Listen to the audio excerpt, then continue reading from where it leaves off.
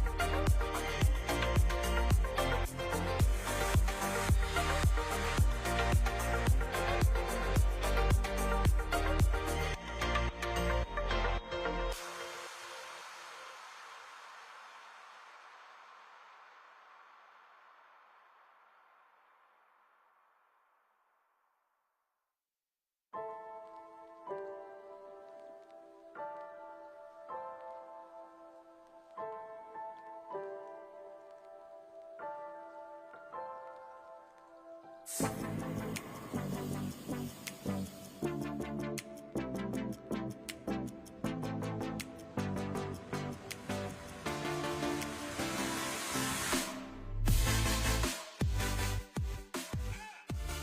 take your seats. Our program is about to begin.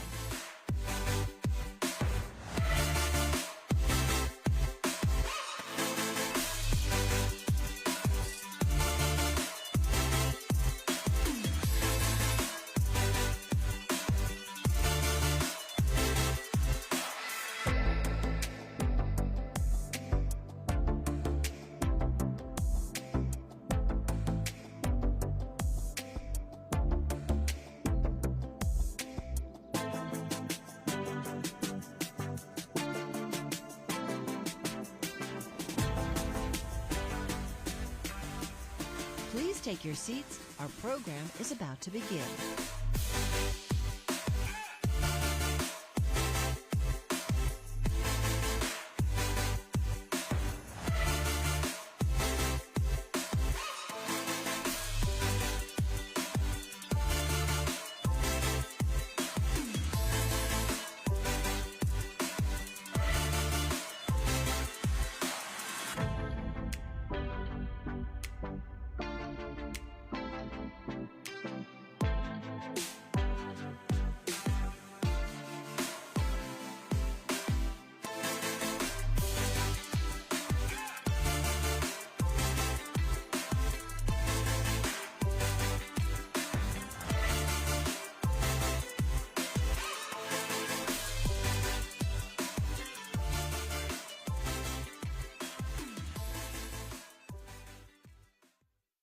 Please welcome to the stage Bloomberg's Emily Chang and Tom Giles.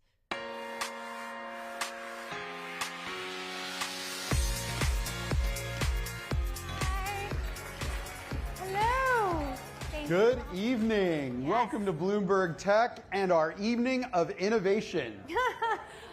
So excited about the next 24 hours. We've been working on this for a really long time, so it's good to see this all finally happening.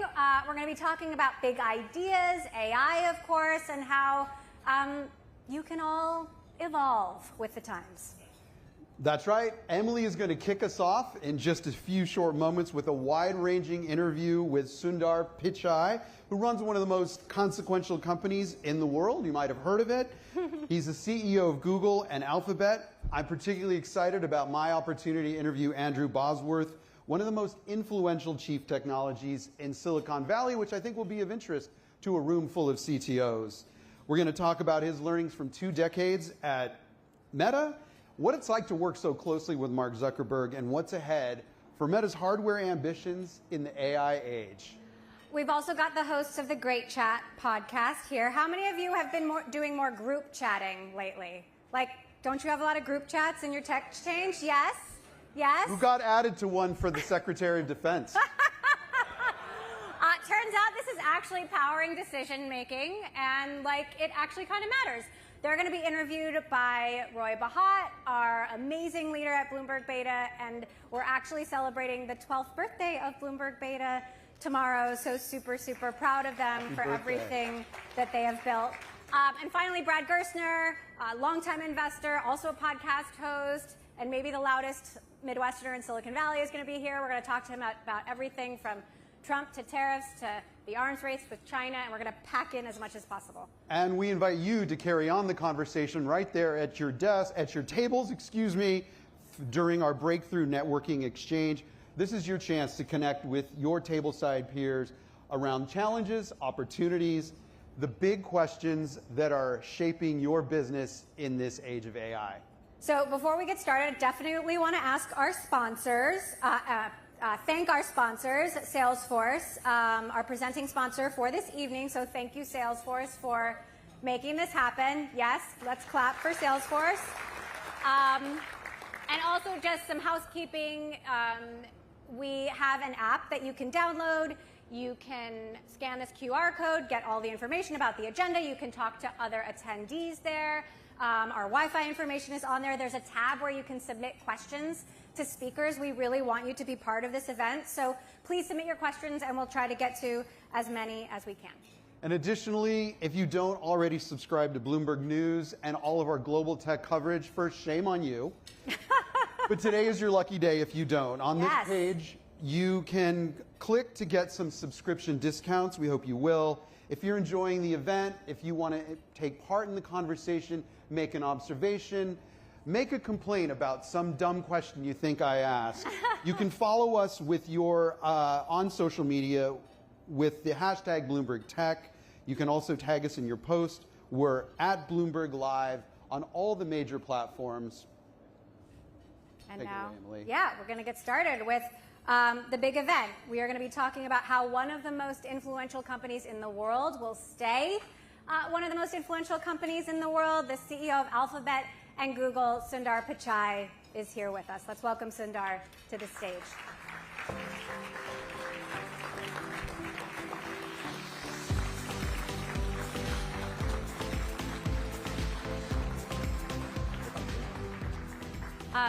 Thank you so much for being here. We talked last year, about a year ago on the circuit, so it's really good to catch up. Good to see you again. Starting with the most important question, did you come in a Waymo? I would have loved to. We're still working on making sure they're safe and can get through freeways. We're making great progress, but hopefully same time next year, I can do it all the way from Mountain View. All right, I'm going to hold you to it. So I just want to start with a vibe check post-IO. I feel like we saw a slightly more confident and cohesive Google. How would you describe it? Like, are you getting better at choosing your own dance music? Look, I think when you undertake a set of things, it takes time, but internally we have known all of this was in progress. We've been training Gemini, releasing versions every few months.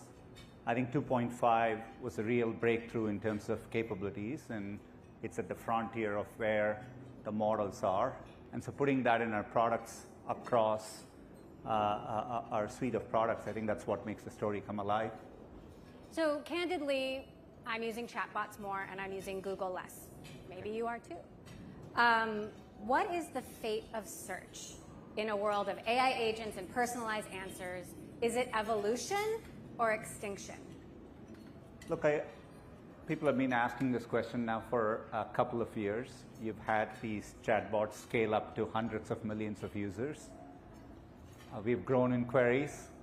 So I think it feels very far from a zero-sum game to me. To use other areas in parallel, like TikTok came in, everybody started using TikTok. YouTube grew and did very, very well in those moments too. So, I do think search is very, very good at what it does. Empirically, people value it for what it does, and they're actually showing it by using it more. So investors are clamoring to know, but you haven't shared the specifics. How much money are you pouring into AI, and how much money are you actually making from AI? Well, I mean, in 2025, our CapEx is $75 billion, right? So we are definitely investing for the long run. But, it's the same investment which powers businesses from search to YouTube to cloud to workspace to Android and Play to Waymo, right? And so, and to our subscriptions business, we just launched Google AI Pro and Ultra, and it's definitely doing well. I've been pleased to see the reception. So I think it's such a profound technology. I feel the opportunity ahead is bigger than the opportunity we had in the past. So to double click there, if I may, what specific new revenue streams do you see increasing, and what revenue streams do you see decreasing? There is, look, I mean, our entire, the growth in cloud, like Vertex AI, is up 40x in usage on a token basis just in the last 12 months. So obviously, we have billions of dollars in providing AI-based solutions, in AI as an infrastructure, AI subscriptions. So there are many, many new businesses. YouTube and the web more broadly is being overrun with AI-generated content. What effect is that having on Google products and services? Are you finding you need to allocate more resources to filter out the low quality content? I mean, look, anytime there are these technological inflection points, it's always a cat and mouse game, right? So the new technology creates new opportunity, more people can create content, but you also have a rise in low quality content. I think moments like this is what we actually, it's what Google is good at, right? Separating, finding the needle in the haystack, making sure you surface the higher quality content. We are using Gemini to help improve YouTube's recommendations. So we are using AI to help improve how we direct content, etc. There are good content being created using AI as well. So we're just trying to elevate high quality content. There is a lot of anxiety out there about the health of the open web. AI, it relies on the good stuff. Like, it relies on high quality content. As you push further into AI generated content, does that undermine the entire system? Like, does the web become just a watered down version of itself? Look, it's another area, people have had questions about the web now for the past 10, 20 years, right? I said this during I/O, but if you look at the index, we index the web. The number of web pages that we are indexing is up 45% just in the last 2 years alone. What about the last 2 months? There's just definitely, people are creating a lot more content. I do think creation is getting easier, not just in web, across, if you look at YouTube, etc., the amount of content is exploding, right? And so I do think as content creator, you have to think about many, many modalities, platforms, etc., but the opportunity space gets bigger. You've said AI overviews are good for publishers. The publishers we talk to say it's tragic. Like, studies show dropping click-through rates. I don't always click through when I see an AI overview. You're answering the question for me right there on Google. Publishers say they can't opt out, or they might be de-indexed from Google entirely. So what is the concrete evidence that this is actually good for them and not just good for Google? A few things. I mean, I think compared to most companies in the world, we take care to design experiences which is going to showcase links, right? And we took a long time testing AI overviews and prioritized approaches which result in high quality traffic out. I'm confident that many years from now, that's how Google will work, right? Like, we think the value proposition in Google is people come. Yes, sometimes they may get answers. That was true when we launched featured snippets many years ago. But people come back, people are curious, people are expanding their use cases, and people do seek out sources on the web. And we are going to prioritize approaches. Obviously, with AI overviews, the quality improves, the context we are giving users improve. What we are seeing is people are clicking and going to a more diverse set of websites, and they are spending more time on average per click. You announced new spectacles at I/O. Maybe Google Glass was ahead of its time, but I'm curious what evidence you have that we really want to put computers on my faces now, on our faces now, and give tech companies even more of our information. Look, ultimately, you could have asked questions like this about driverless cars, right? Ultimately, it's the people who choose what they want to do, right? And so you will only succeed in these things if you're building something delightful. I'm wearing glasses right now, right? So for me... They don't have a camera in them, do they? They don't, and they don't have a display in them, they don't have audio in them.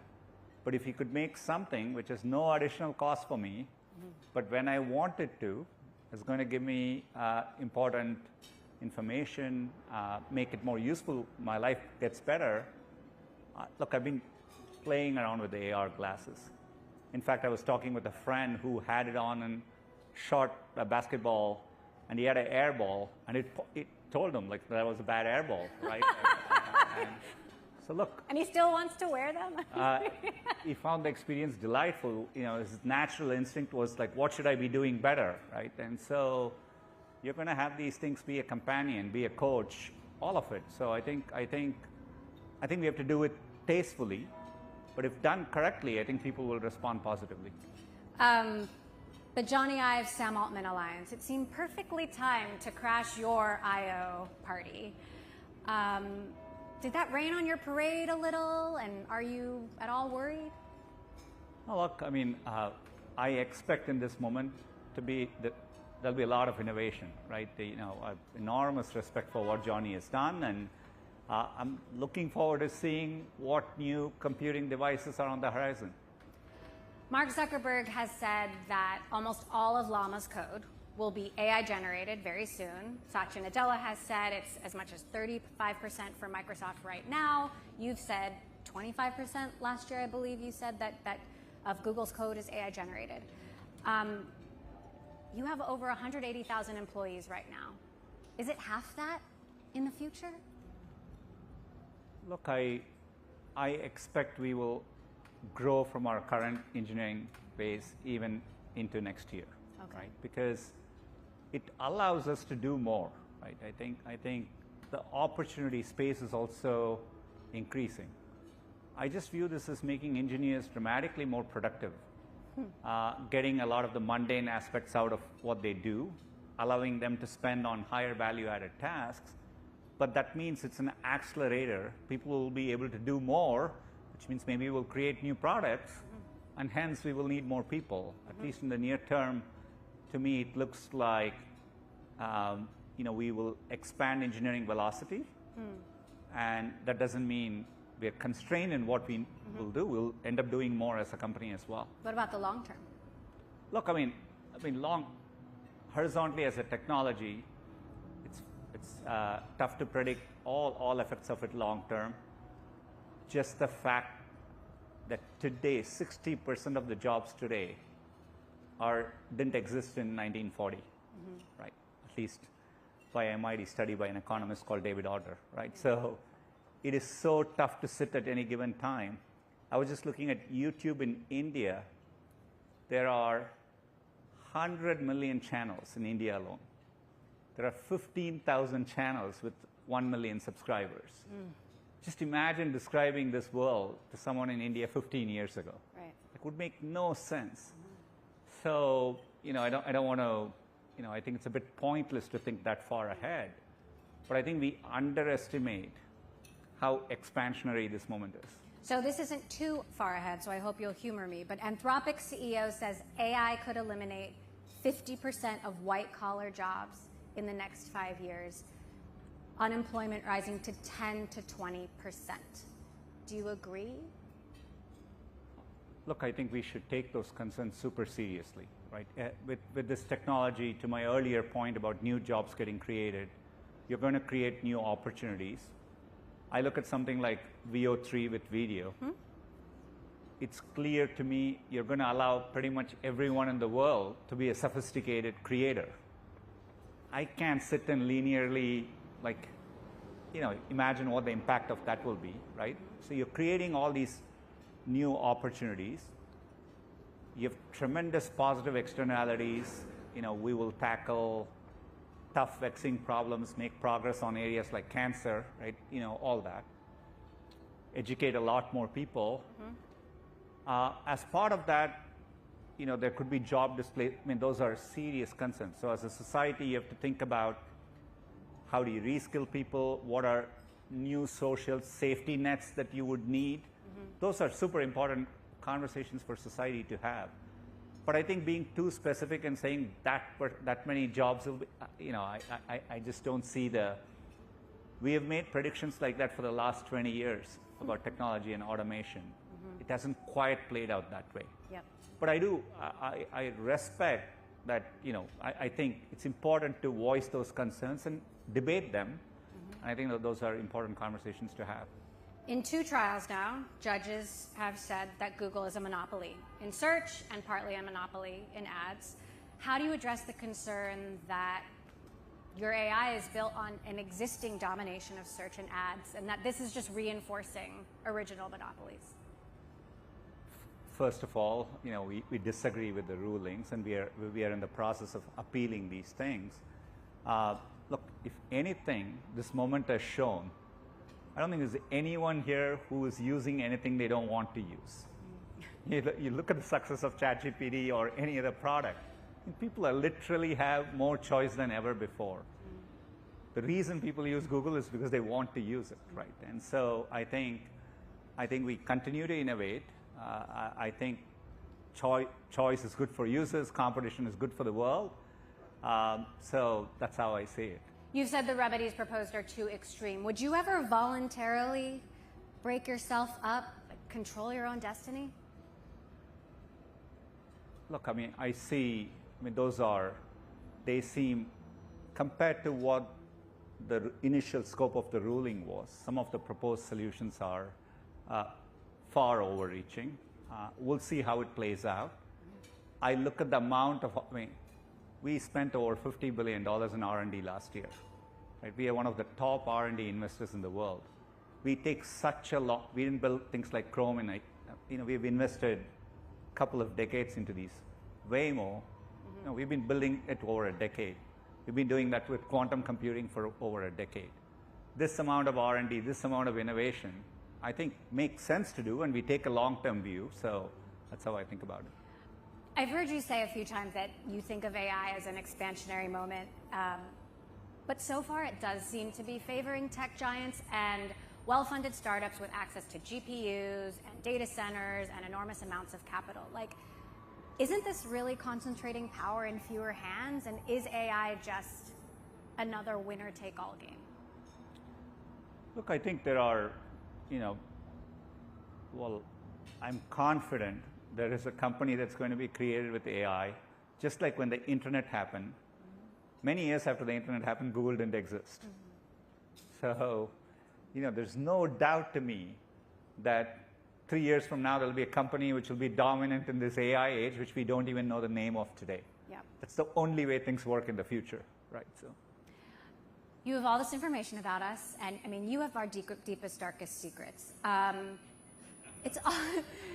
It's already hard to trust not me, big tech. you Not as a me user. personally. Well, yeah, actually you do. Not you personally, but your company does. It's already hard to trust big tech, and now you're going to be using more of this information to integrate AI into more personalized experiences. Why should we trust you now more than ever before? Well, we earned that trust by, we've been storing people's emails now for many, many years. But we've handled that content responsibly, right? I hope. We protect it from bad actors. We fight against unwarranted requests. So I think more than any other company, I think we've taken, this is a responsibility. People trust us in those moments. And we are only evolving the products in the way people are telling us, with their feedback. Look, the biggest thing people ask with Gemini and Gmail is, why can't it write more like me? Right? It's an ask which we are responding to. Google's rolling out Gemini to kids. I've got enough on my plate parenting with more screen time and social media. Are our kids' best friends going to be chatbots? Look, there's always going to be a sense of discomfort with new technology. I don't know, like when online dating first came, people would ask questions like, are you really going to meet someone online? Right? So people adapt to these things. Will people comfortably, naturally interact with AI in their lives in the future? Yes. We are seeing it empirically in terms of how people are using them. I see people coming to Gemini asking questions like, at an aggregate, we see questions like how should I prepare for this interview? They're talking as if it's a companion. So we do see evidence of that. But what about kids? Like Gemini for kids? With kids, just like today when we design YouTube for kids, we design it with a different set of guardrails. And so for kids, I think you would scope it down to those appropriate experiences, obviously. You just unveiled VO3, which you were talking. It is mind-blowing seeing these super, super lifelike videos, but it is also really scary.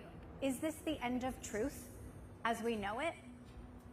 I think this is part of the role when you asked. I think this is part of the value proposition. This is why people will come to places like Google, because they're trying to ascertain what's reality, right, and versus not. And I do think we are going to evolve new norms around, for example, with VO, we are watermarking videos. They are built with synth ID, so people can detect that they were generated with VO. You can upload any video to Google and ask about this, any image to Google, ask about this image, and it would tell you if it was generated by VO3. We built a synth ID detector for researchers and journalists. So, all these things are going to evolve in parallel. Down the line, we will need regulations, maybe, to say something which is a true deep fakes. Just like your financial fraud, you would need new norms around things like that. So we have to evolve as new technology comes along. I just wonder, are we going to have a shared sense of reality again? This is made with AI. It's insane. I think so. I think humans, as humanity, we would value that shared sense of reality, and so you would value human experiences even more in the future, right? That's how I think about it. YouTube is arguably the most influential media platform in the world now. I mean, it is a political force. It's a cultural force. Our kids are learning there. All kids think they want to be creators. 75% of teenagers, I believe, say they're watching it every single day. I'm a mom. You're a dad. I know you're in charge of the thing, but does it ever terrify you to have that much power? Okay. I mean, I think that sense of power is an illusion. I think when you're working in the tech industry, you've simultaneously started with the conversation with are you about to go extinct? And then you're ending the conversation with, aren't you the most powerful thing in Fair enough. So you got to choose in this continuum. Only one of that can be the truth. Yeah. Fair enough. I'm curious about your approach to the Trump administration. You were front and center at the inauguration. Google has rolled back some of its DEI policies. Did you compromise on something that you believe in? Look, first of all,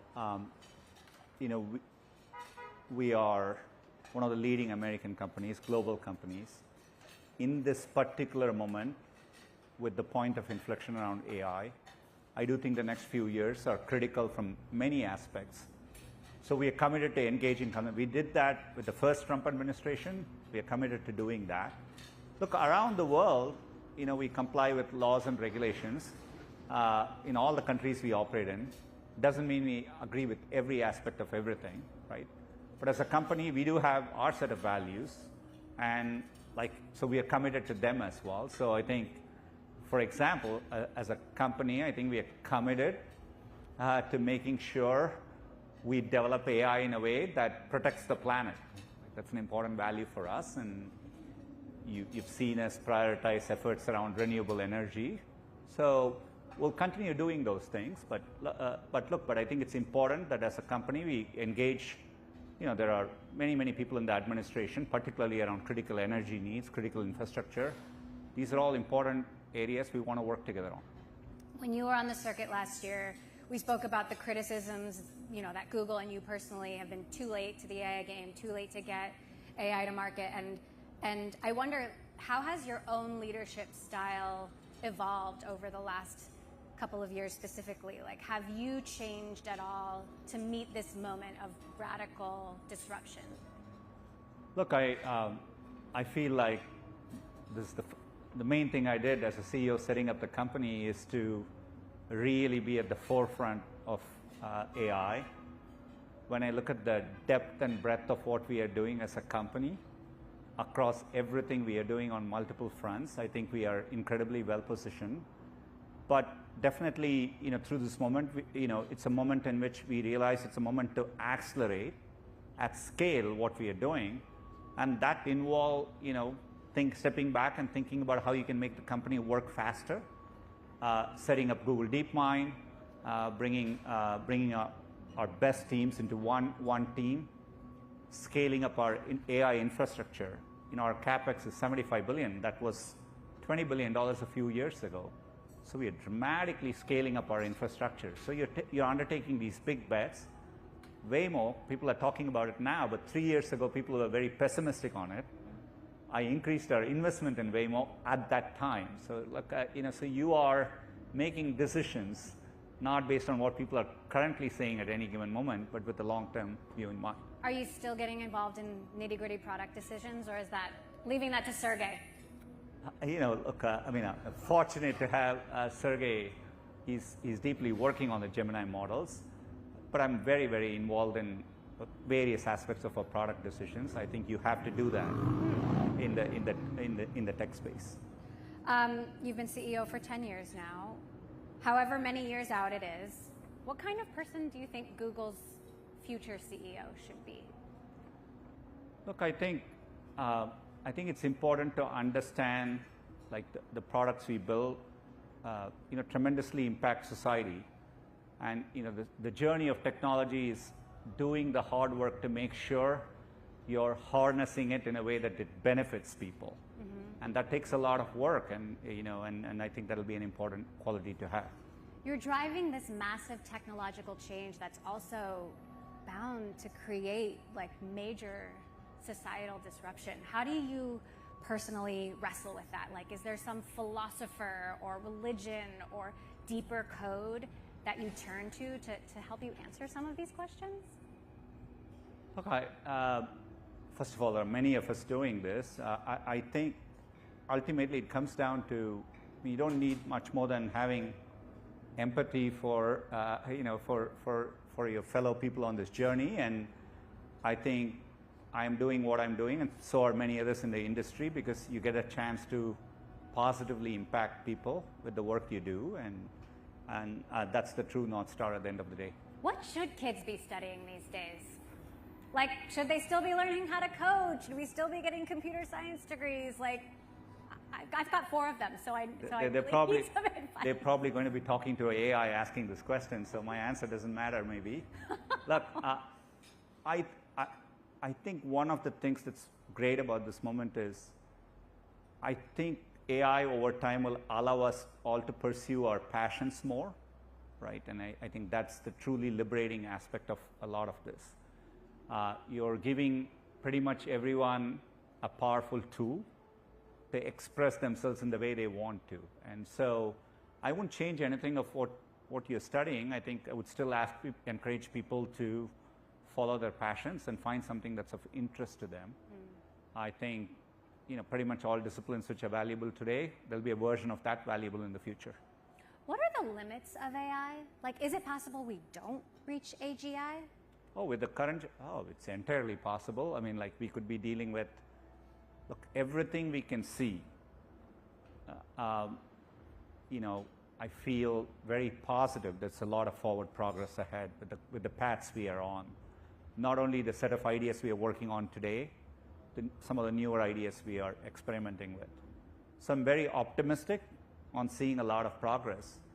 But you've always had these technology curves where you may hit a temporary plateau. So are we currently on an absolute path to AGI? I don't think anyone can say for sure. The pace of progress is staggering. And looking ahead, I sense you will have that pace of progress. But there could be limitations in the technology. The technology currently feels like you're seeing dramatic progress, but then there are areas where this thing can't do this obvious thing, right? Like Waymo is doing very, very well, but remember, you can teach a kid to drive in about 20 hours, right? And so both the technology is amazing, but we are quite far from a generalized technology as well. We talked a little bit about your vibe coding backstage. Would you like to share how often are you vibe coding, and what are you working on? I wish I could do more, but I've just been messing around, be it either with Cursor or I vibe coded with Replit, trying to build a custom web page with all the sources of information I wanted in one place, so I could type a location and get it all.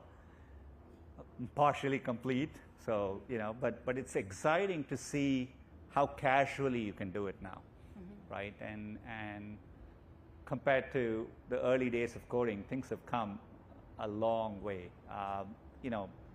It feels so delightful to be a coder in this moment in time. Even after that, you still need all those software engineers, are you sure? Okay, I think so, yes. Last question. We've got a new episode of The Circuit out this week, actually, about Microsoft's 50th anniversary. Google's 27 years old. What is Google at 50? What's Google at 50? Look, I hope we are nimble and innovating, and in the technology industry, you have to earn your success every year. And so for me, it's more about building a culture that's really innovative at its core, takes a long-term view, and does deep technology work and translates that into products that impact billions of people. All right. So, is a human going to be running Google or an AI? Well, I do think whoever is running it will have an extraordinary AI companion to help. Yeah. All right. All right. Sundar Pichai, everyone. Thank you. Thank you.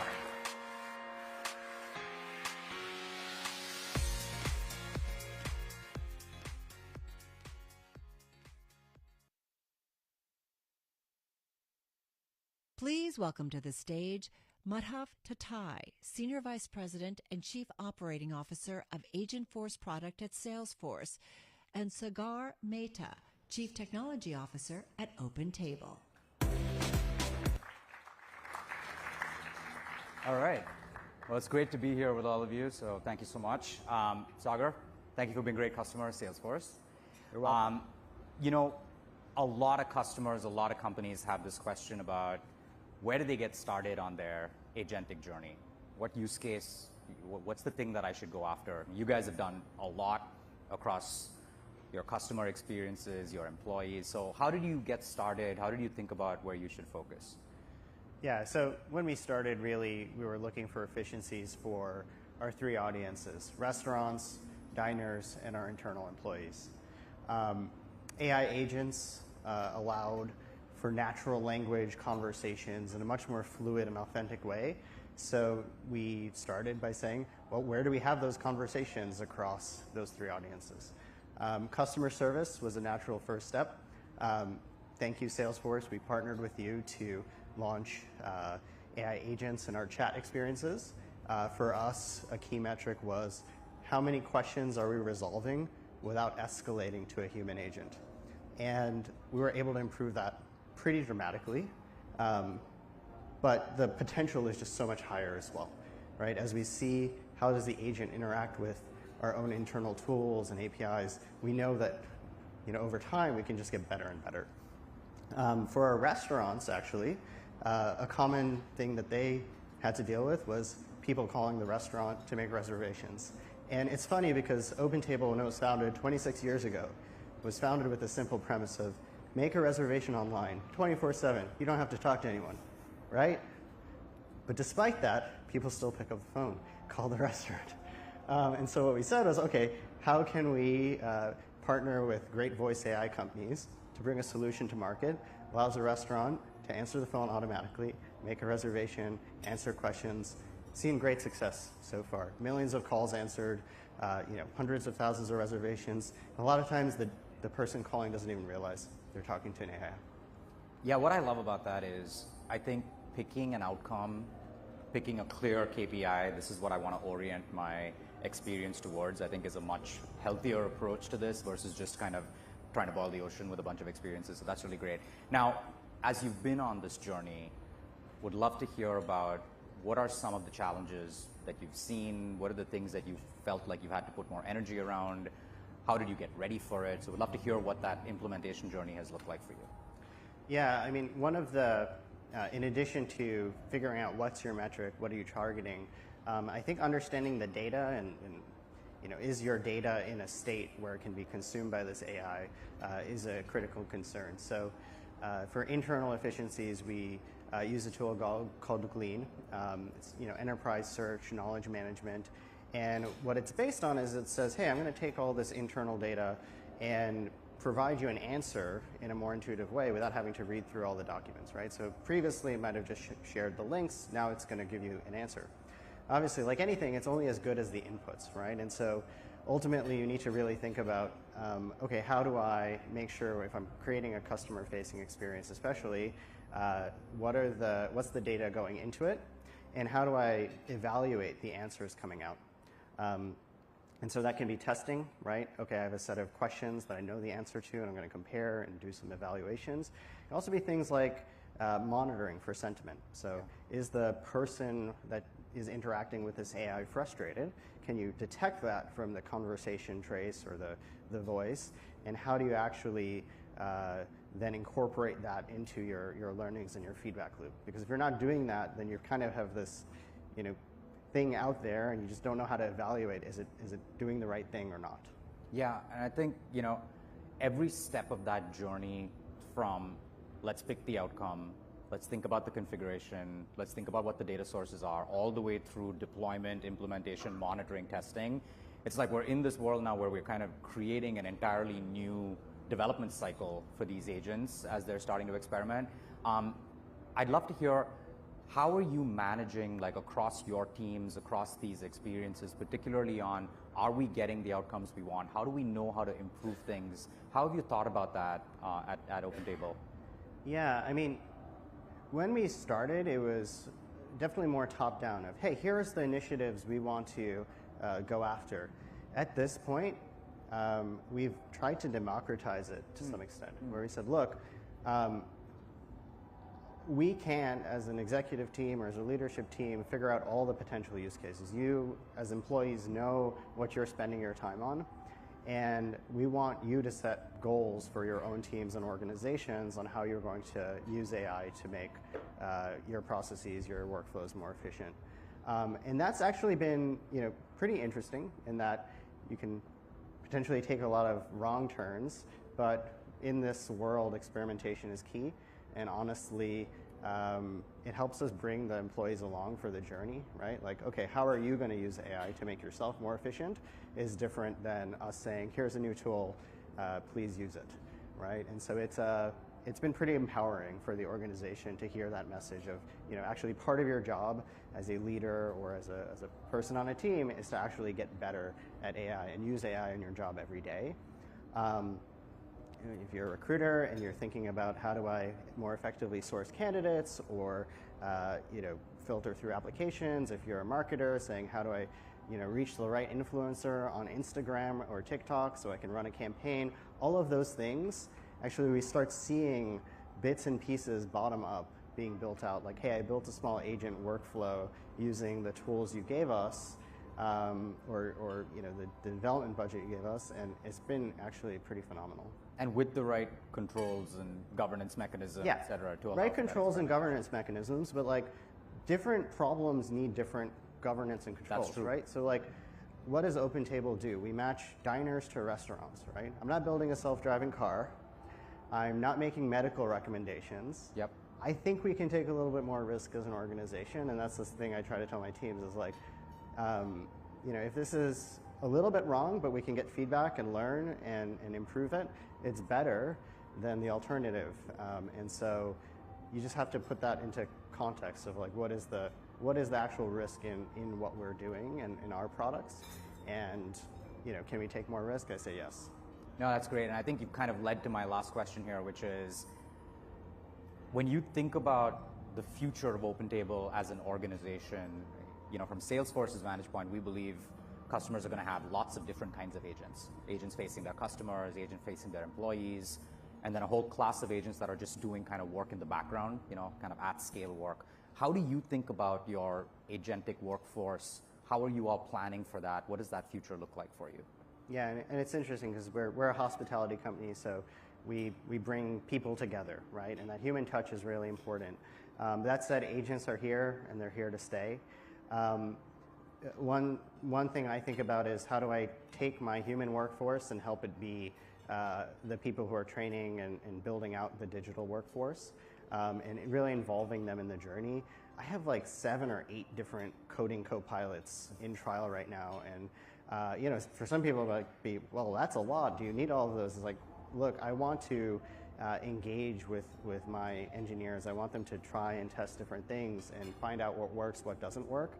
Because ultimately, your most valuable employees are going to be the ones who learn how to use AI very effectively, and want to empower them to do so.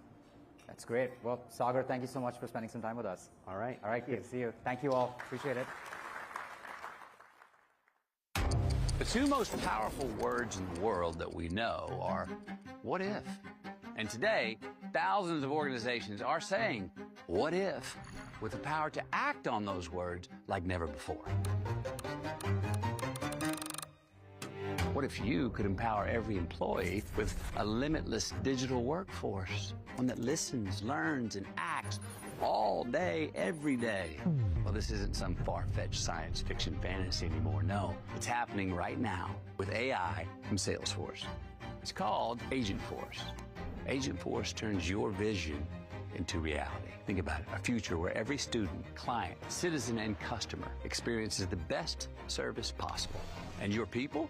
Well, now they're free to focus on the work that matters most. All you have to do is bring your dream. Imagine that. What if?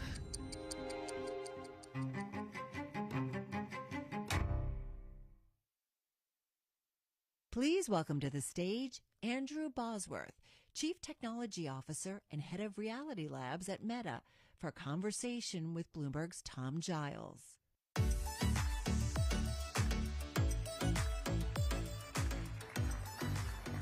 Hi again, everybody. Boz, thanks for being with us today.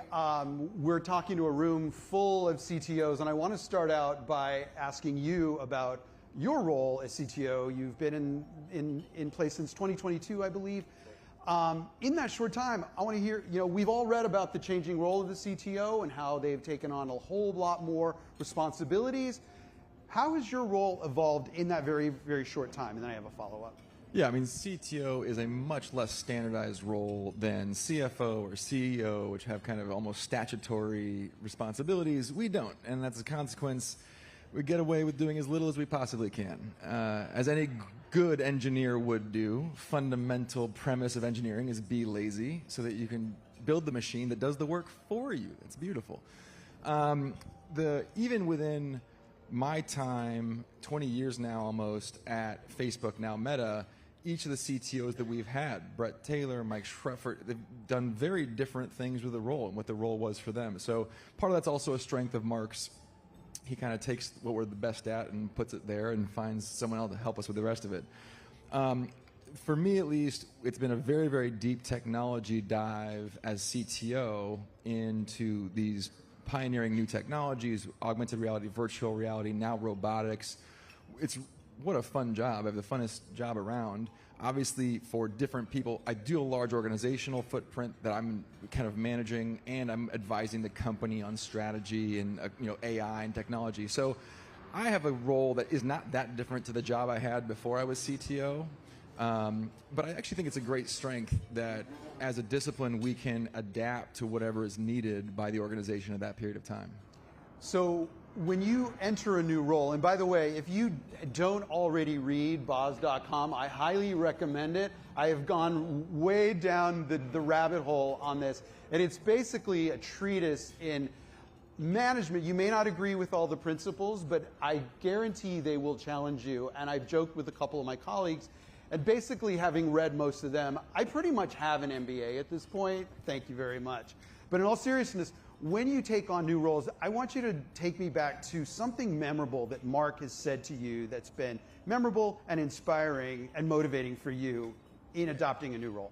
Yeah, every time Mark offers me a new job, I say no. I already have a job. I like it. I'm doing great. We got a bunch of stuff. He really has to sell me on new jobs because I already have a job.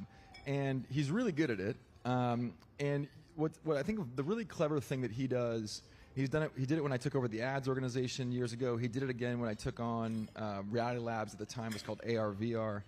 He was like, what would this have to look like for you to be excited about it?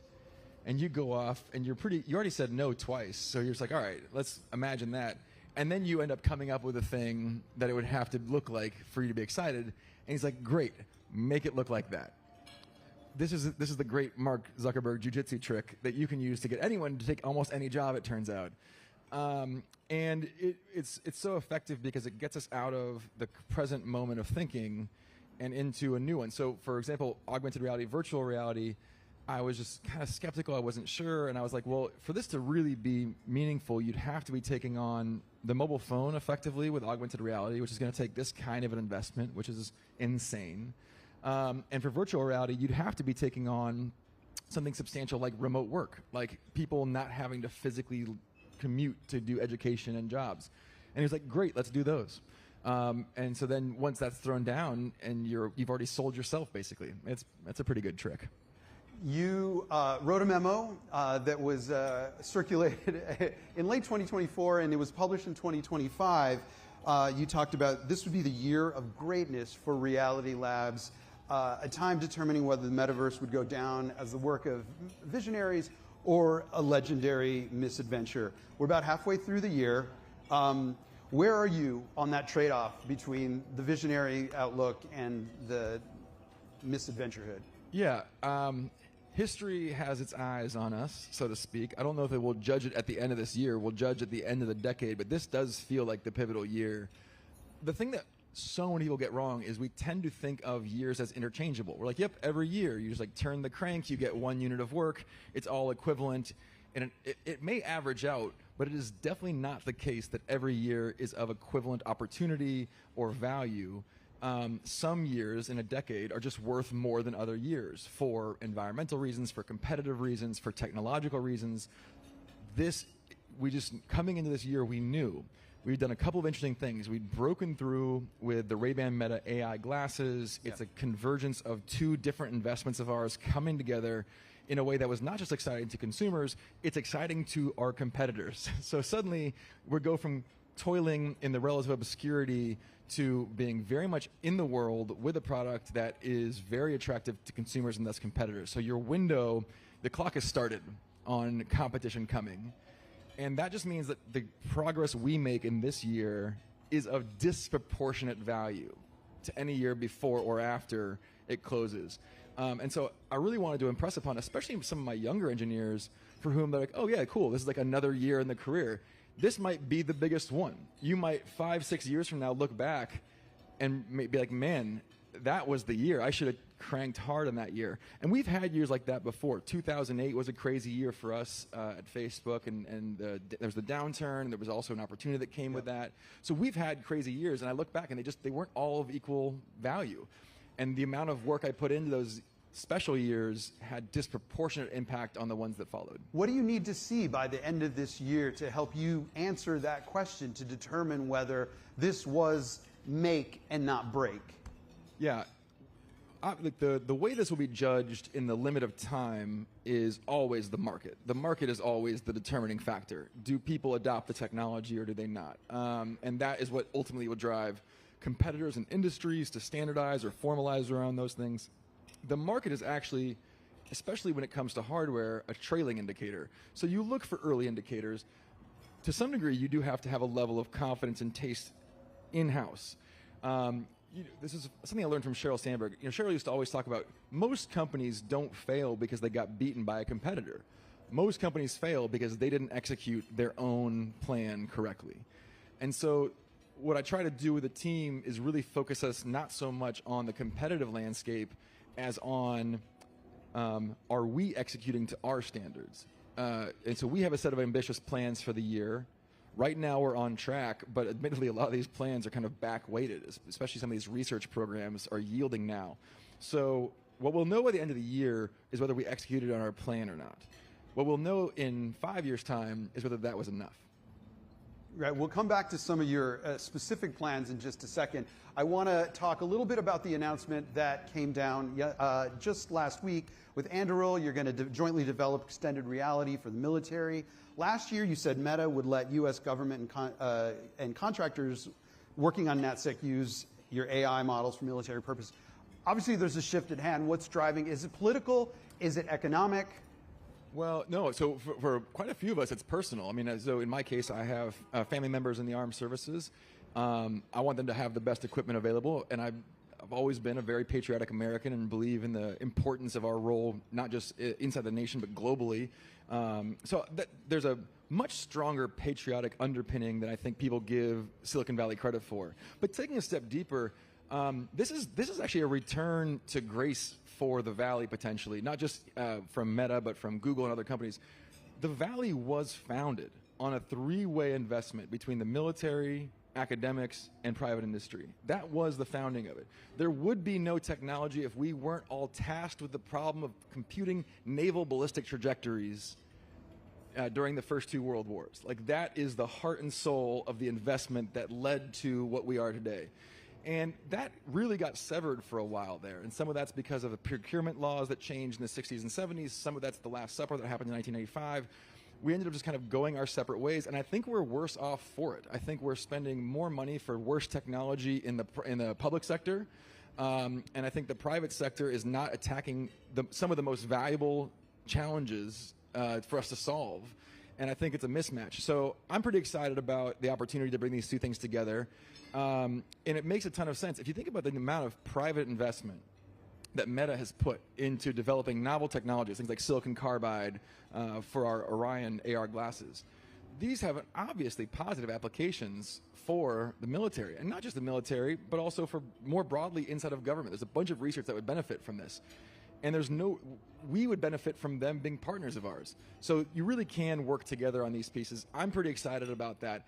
I think there was a period for, let's say, the last decade where there was a silent majority of people who wanted to pursue this technology for public benefit and really felt like they couldn't do that for whatever reason.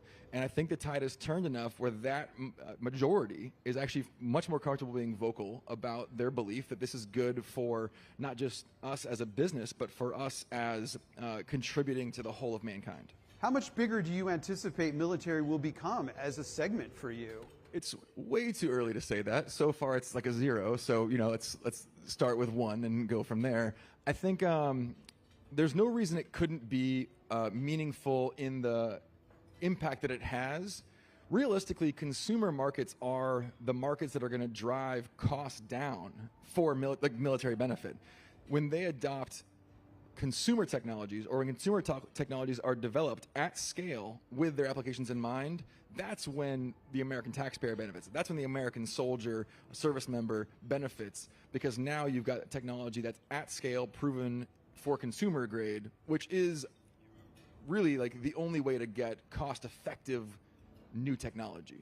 And that's what, by the way, it's not just us. This goes back to pick a favorite. Lockheed, probably the most famous example in the Valley. One of the main reasons that Fairchild is even in the Valley is because of Lockheed.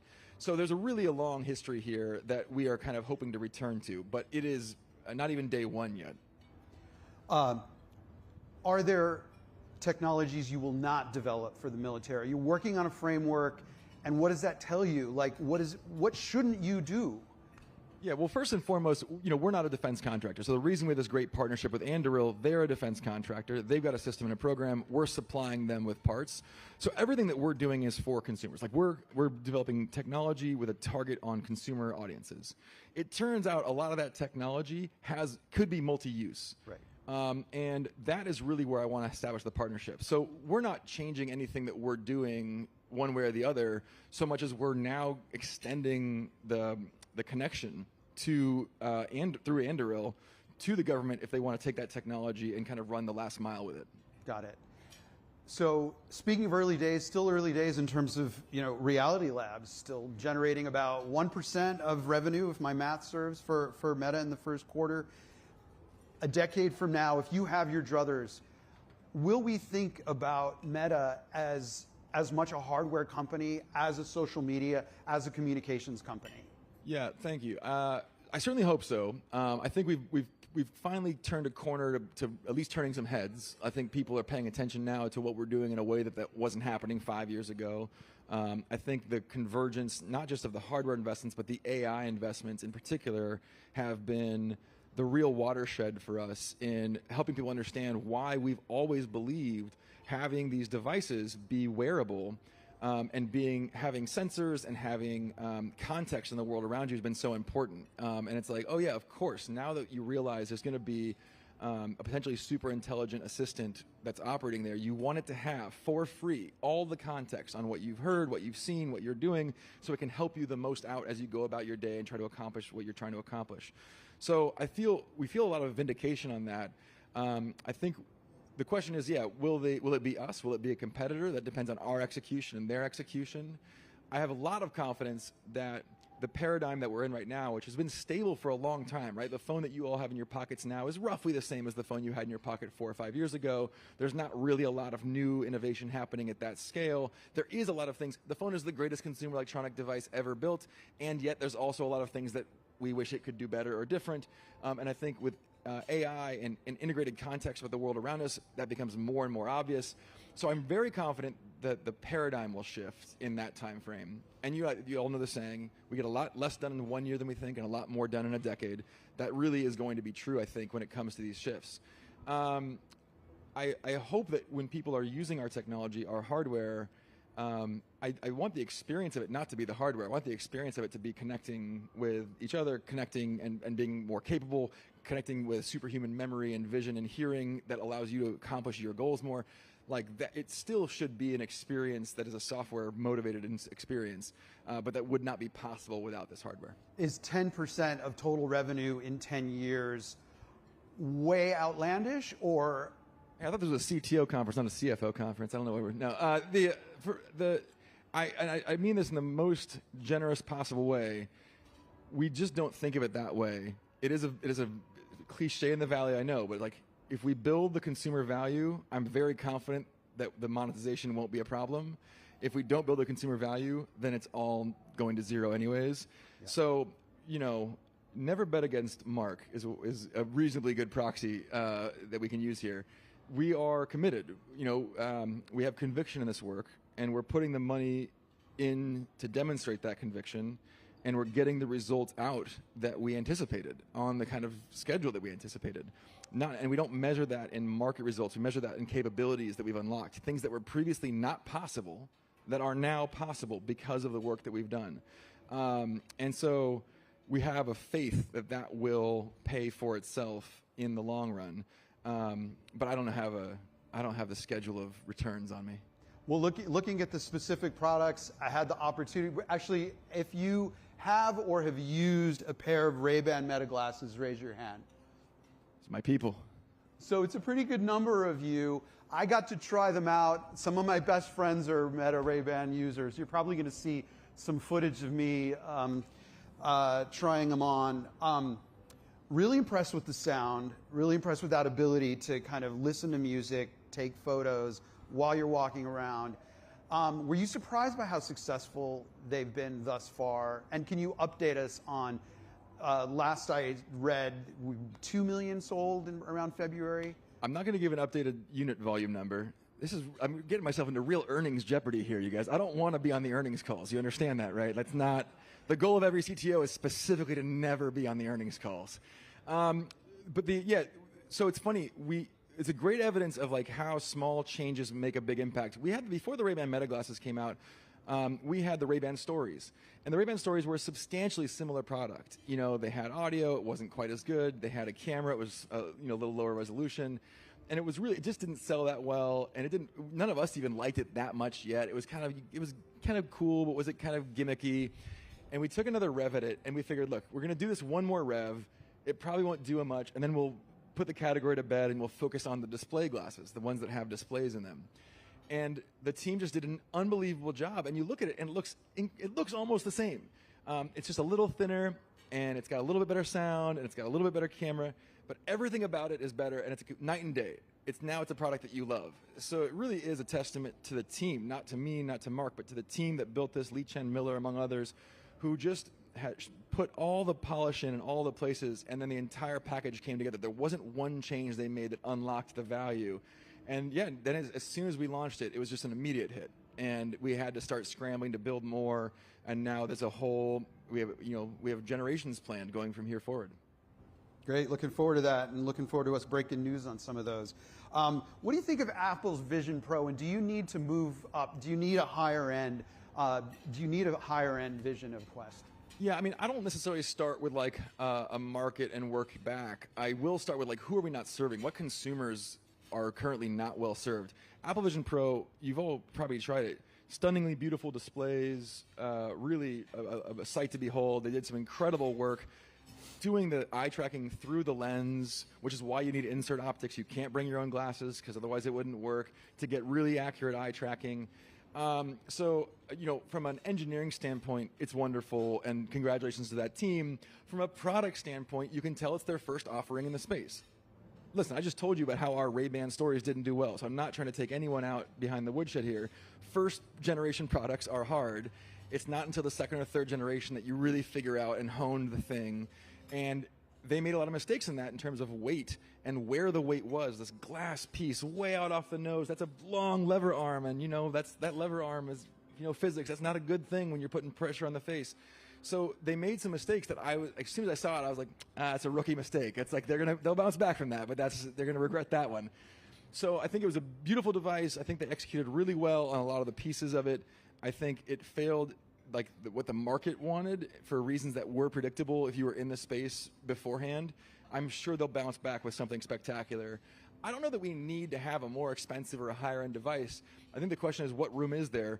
There's a bunch of things that become possible when you have that high-res display. Looking at small text, if you want to be a productivity user, you want to have really crisp, clear text at a small pixel pitch. And it's much tougher than conventional displays. Conventional displays, when you turn your head, they stay aligned to the pixel grid. Whereas when you have a VR display and you turn your head, you're now misaligned. So all your true type stuff is worthless. You have to do a completely new font layer. And that people forget how hard that technology was to develop for Microsoft in the late 90s and Adobe before that. Tremendously tough technology problems.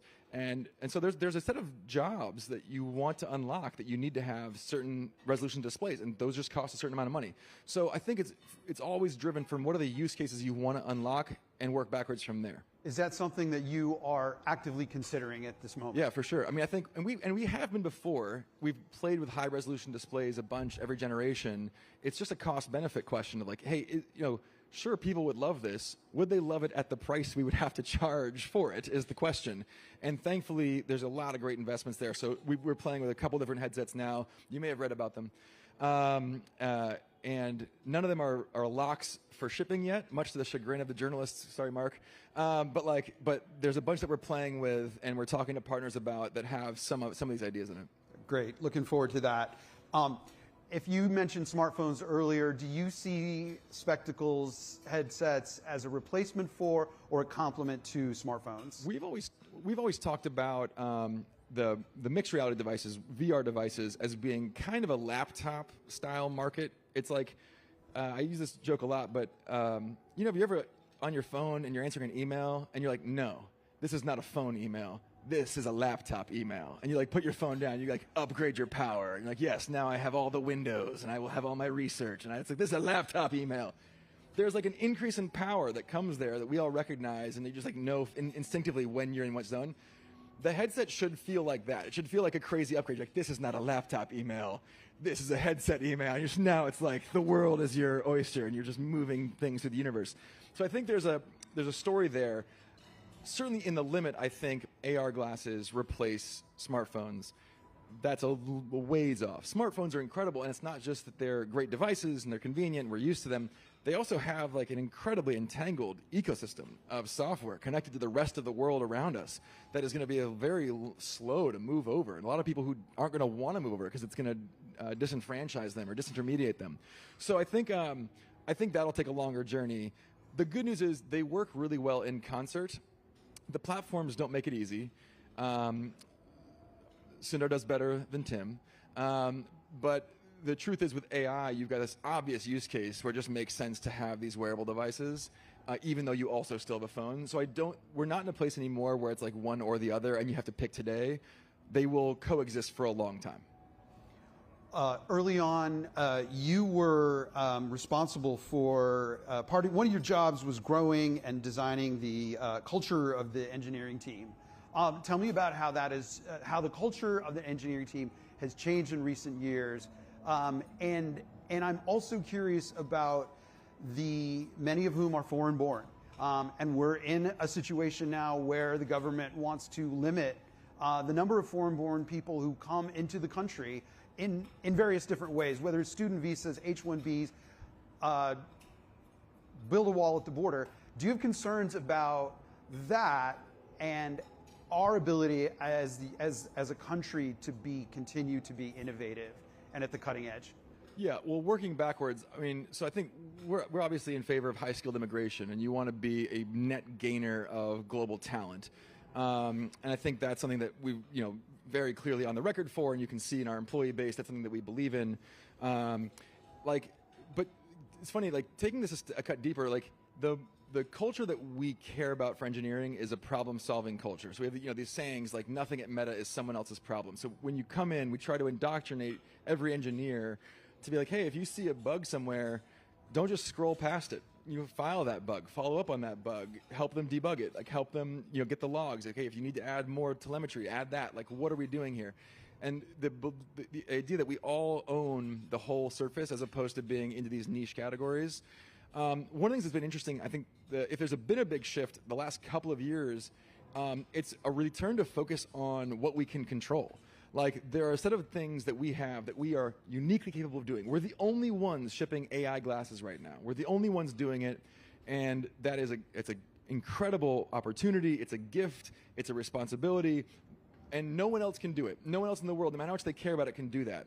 There's a bunch of things we could spend our time talking about that are happening in the world that we have no control over. All that time we spend talking about it, no impact.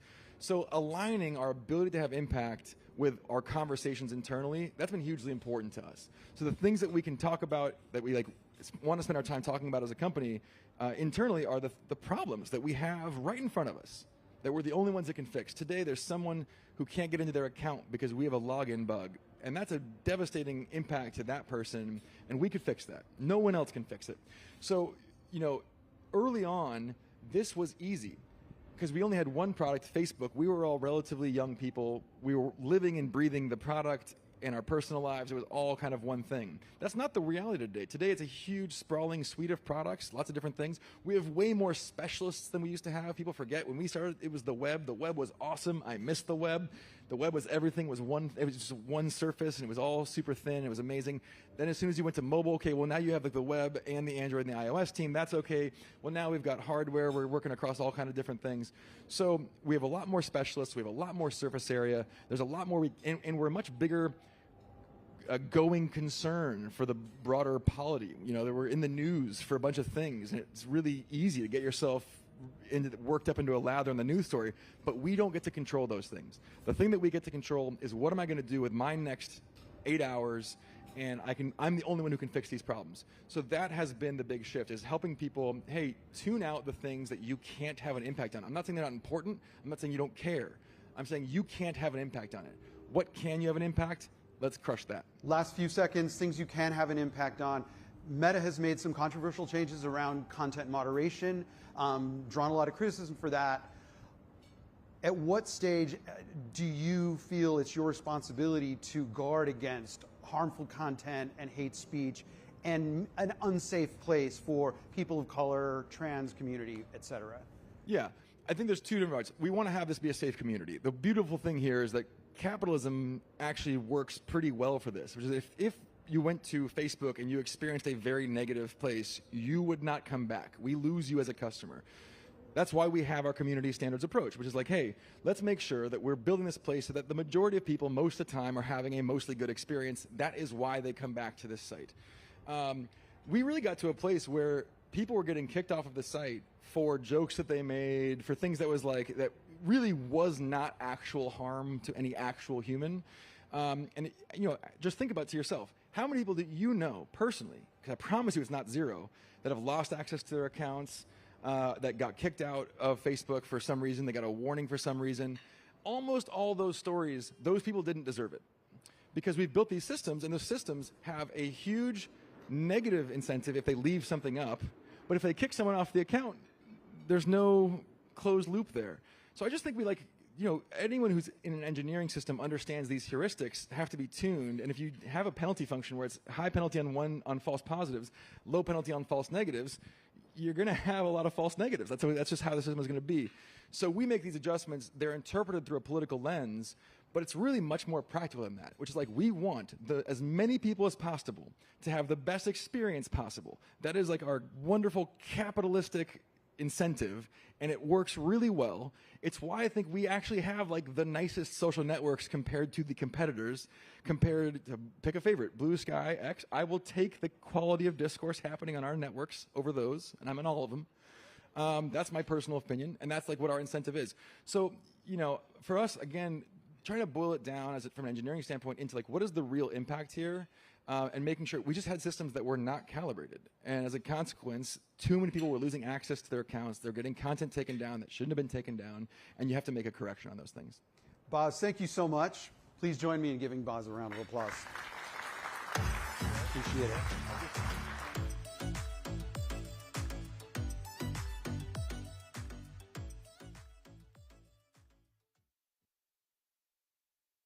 Please welcome to the stage co-hosts of the podcast Great Chat, Ashley Mayer, co-founder and general partner of Coalition Operators, and Helen Min, co-founder and managing partner of Phenomenal Ventures, for a conversation with Bloomberg Beta's Roy Bahat.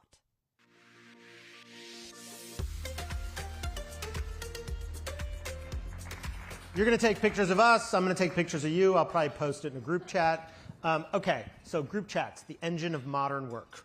People have different versions of this. We'll talk about your example as two VCs who live in this world. We'll talk about why these group chats are so significant, and then maybe end with some advice for folks here. And if you have questions, we'll try to pay attention to. So you have a group chat that turned into a podcast. Like, I've heard of family text threads, but not a group chat that turned into a podcast. So maybe tell us the story. It was actually a dinner that turned into a group chat that turned into a podcast. Okay. So that's apparently the pipeline. Like tonight, for example, we could all... You could all be starting a podcast together in just a few months. Yeah, Helen and I went to dinner with 3 friends, actually 2 of whom are here now. And it was a really lively, fun conversation. We all work in the tech industry. We're investors, operators, founders, worked in media, startups big and small. And we had this like really feisty, fun conversation about what's happening. One of those dinners about what's happening in our industry. And we joked at the dinner, like, oh, we should have a podcast. And so then we started a group chat called Not Starting a Podcast. Right. And, you know, the podcast, we'd be sharing links to the most interesting things that were happening, you know, each day, basically. And eventually we convinced ourselves, let's just give it a shot and take that group chat energy and try to bring that into an audio format. And the premise of the podcast is really just that we're just having this conversation and the listener is almost just eavesdropping or, you know, watching this group chat happen. And I think so many podcasts today have guests on them, and that's the more typical format. Formulaic. Ours is just, you know, drop in and eavesdrop. Yeah. So use this phrase, that group chat energy. Yeah. Plenty of people have had group chats. They've got their family text thread. They've got I got my college buddies.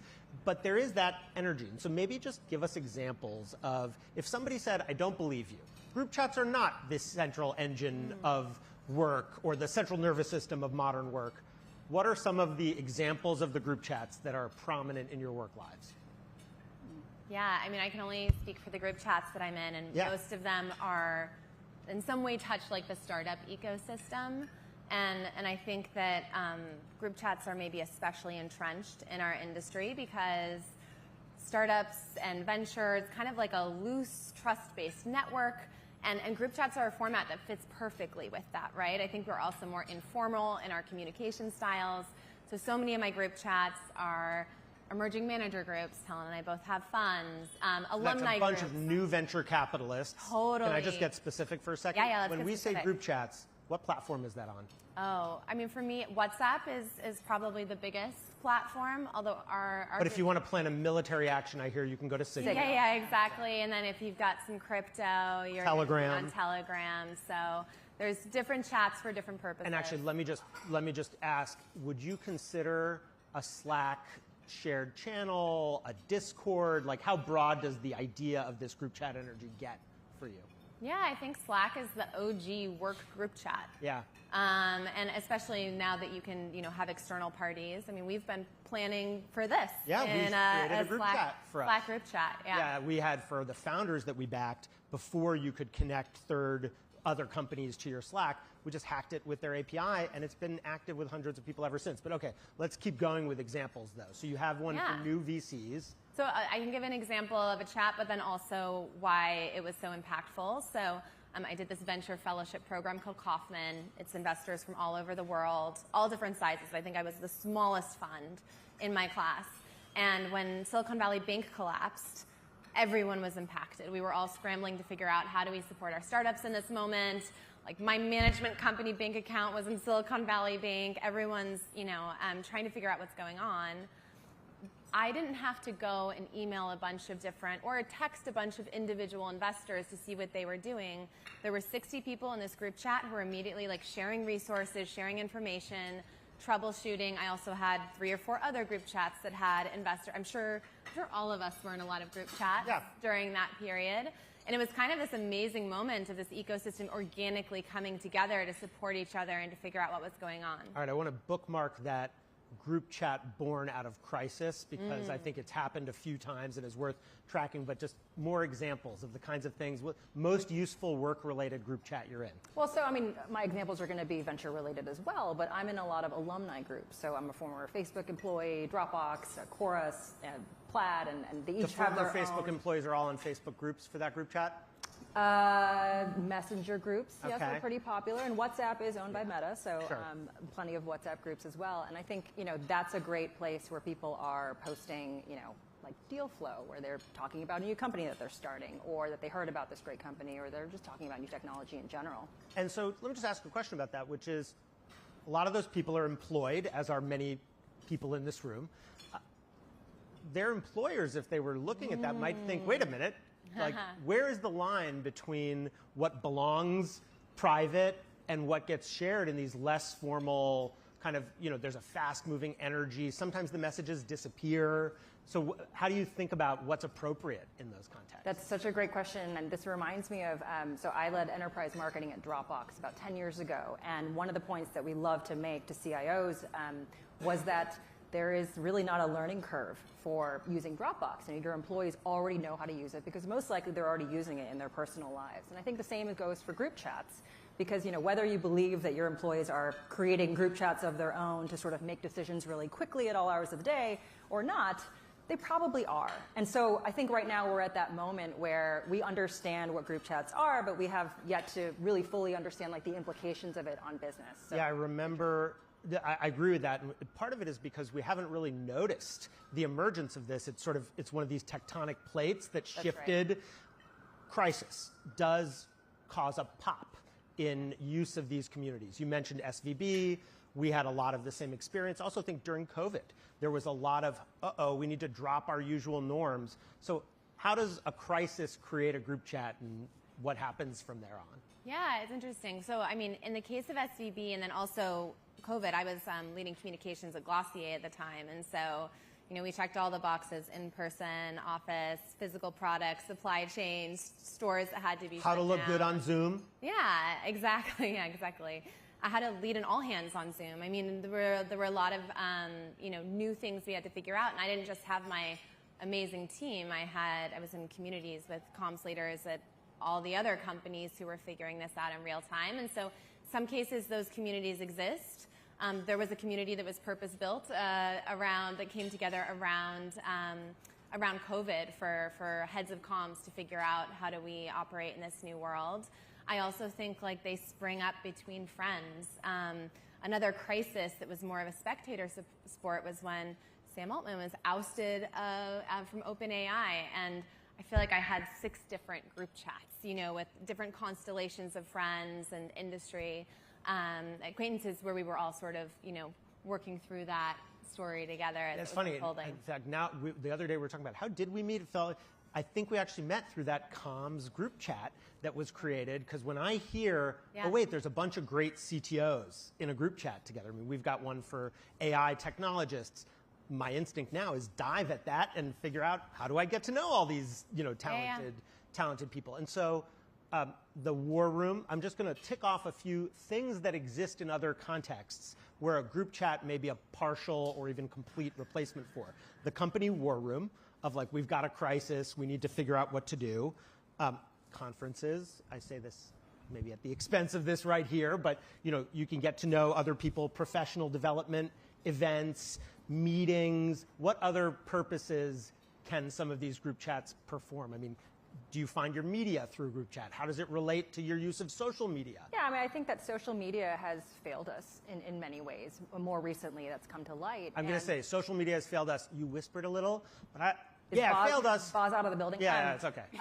No, and I think for me, I mean, if you ask me how I get my news, it is increasingly through these group chats where I really feel like everybody who is in that group chat contributing, sort of a link or commentary on something is very smart and somebody that I really respect their opinion. Yes, and social used to do that for us. And I think now increasingly, you're added to these groups where you feel like that filter is actually more curated and higher quality. Yeah, and it's both amazing but like a little bit scary, right? Because we're in groups with maybe people who are in our industry or are like-minded, and so we're getting an additional filter on the world. Whereas I think I used to get my news, from Twitter, and I followed a variety of people, and now, of course, like the X algorithm doesn't like links and doesn't like news, and so I love that. I mean, our group chat is a constant stream of interesting things that people are saying or people are writing.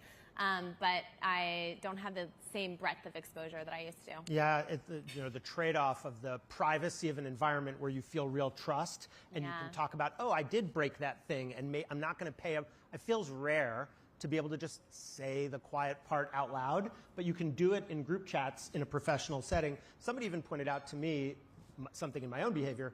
When the presidential debate happened, I watched it on group chat because I just saw all the responses. And so even television, parts of email. I mean, I remember emailing Mark Andreessen a few years ago and getting back I no longer use email. I'm now on modern platforms, and thinking, wow.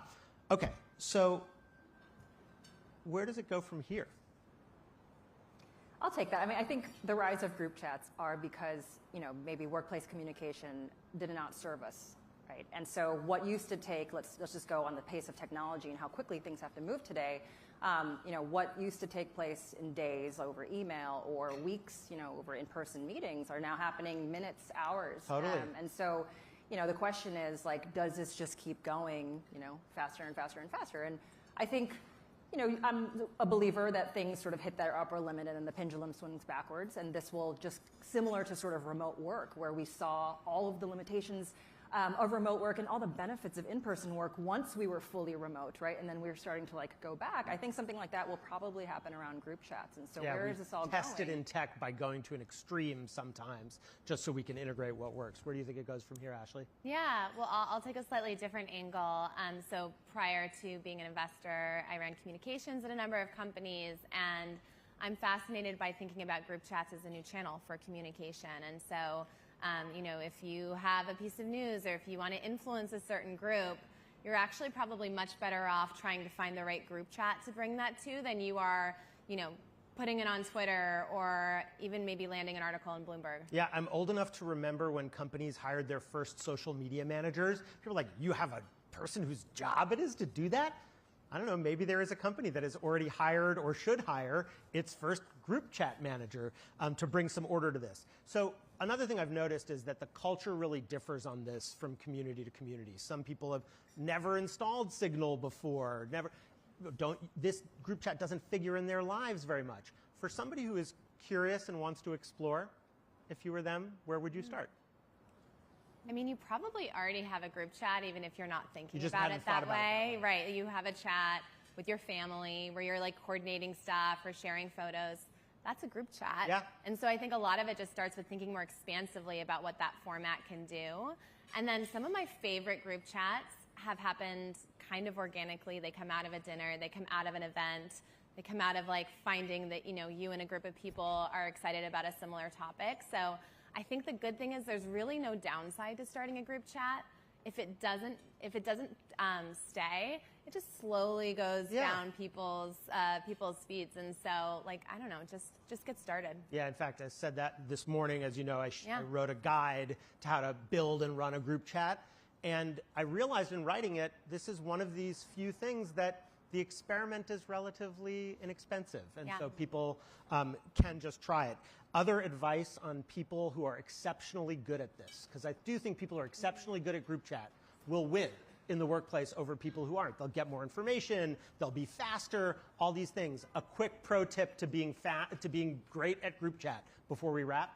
Sure. I mean, I think group chats, they take on a similar dynamic to communities and social media in that there's that 99-1 rule where it's one person creating a significant amount of content, it's 9 people commenting and engaging, and then it's really 90% of the group lurking, right? I'm a big lurker, and I think that's fine. I think people get very intimidated when they feel like, oh, I don't have anything to contribute to this conversation, but you actually do by reading. Sometimes you put like a reaction emoji right into it.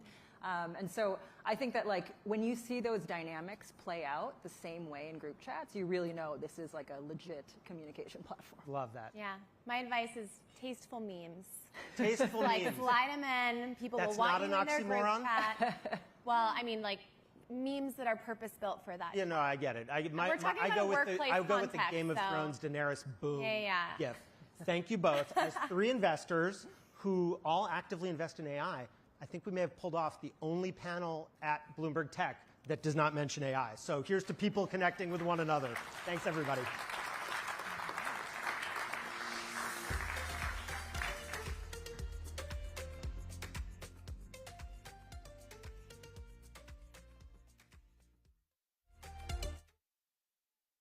Stage Brad Gerstner, founder and CEO of Altimeter Capital and co-host of the BG2 podcast, for a conversation with Bloomberg's Emily Chang.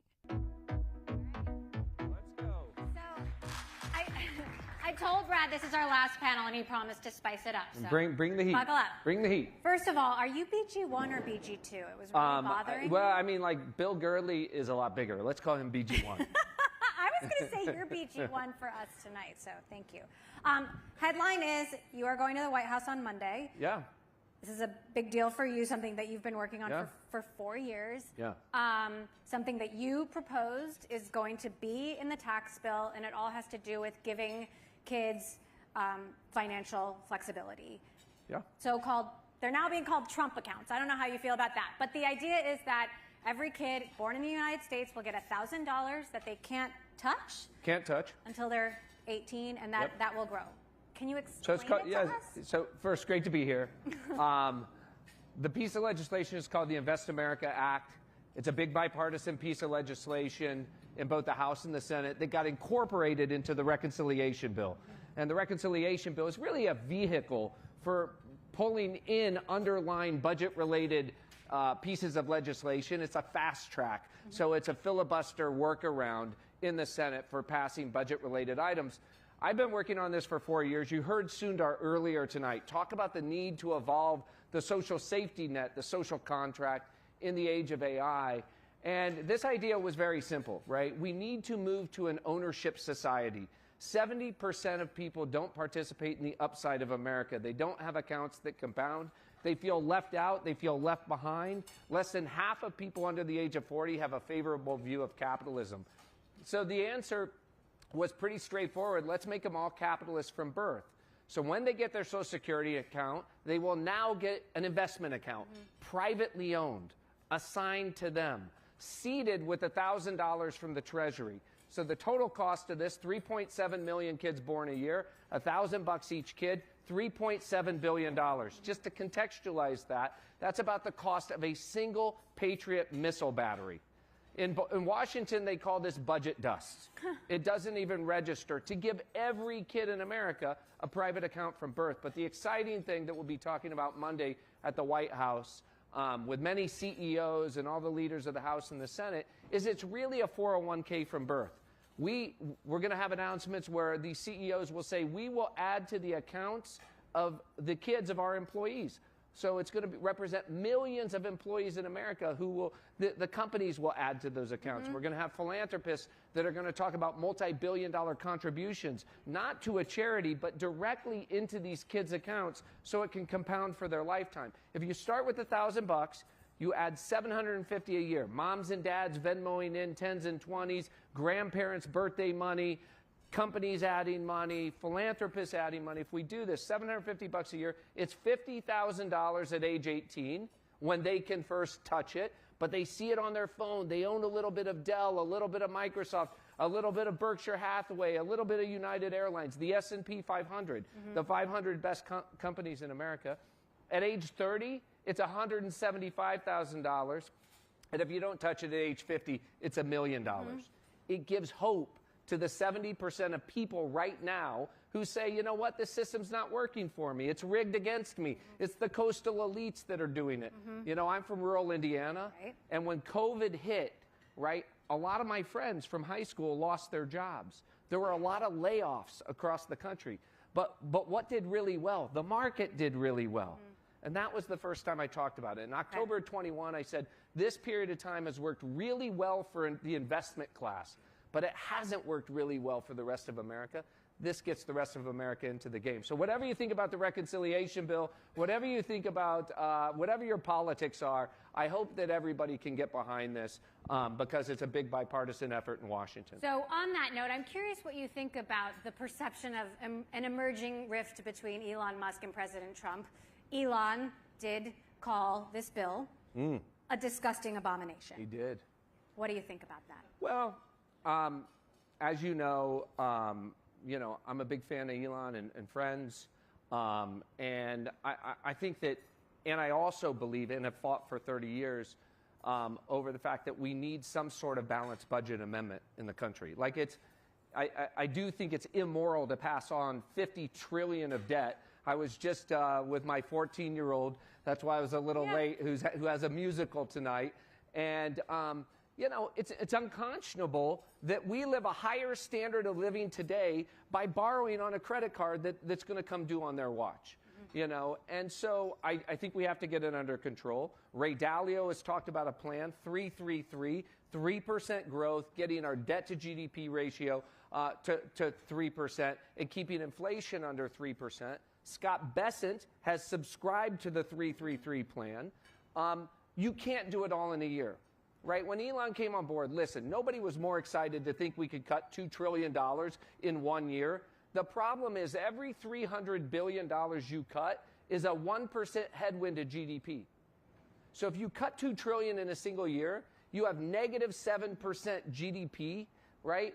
It would throw us into a recession, and we know the second you have that negative growth, now the revenues to the government don't go up, they go down. It's called the Laffer curve, right? So, you know, I think it's really important that we follow his subscription, which is find our way to a balanced budget. I think it needs to be a 4 or 5 year plan laid out by this administration. I would like to think it could happen faster. There is a rescission bill. So the rescission bill is what the administration has now sent to the House to say all these spending items are stupid. Elon found them with Doge. You need to repeal them so that we can take them out of future budgets. That will get passed, I believe, and it would be ridiculous for us not to pass, I think, the rescission bill. So listen, what I love about Elon, he's first principles.